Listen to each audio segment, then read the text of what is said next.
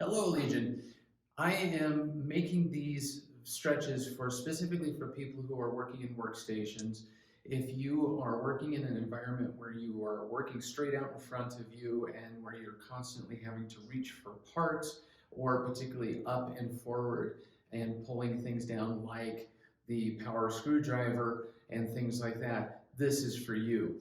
So easy couple of stretches to be able to get that shoulder to come back and down and to stretch out the forearm. These are for you.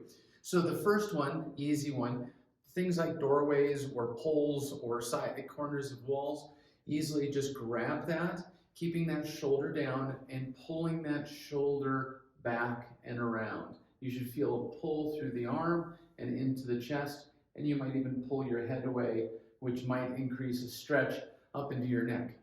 Hold that for anywhere from 15 to 30 seconds, but do it frequently throughout the day. The other one that you can do is reaching down and then stepping forward to stretch out the front of the shoulder through here.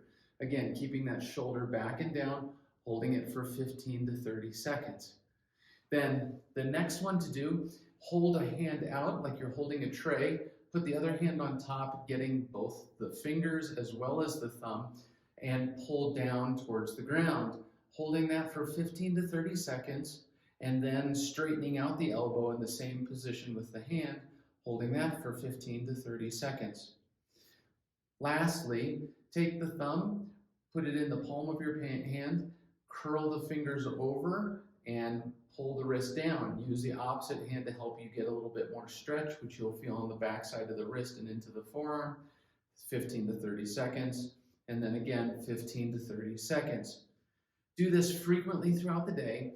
The rules are there should never be any pain. There should only be a stretching sensation. Continuously breathe and move with ease. Don't try to force any of these motions. It should feel good to do this.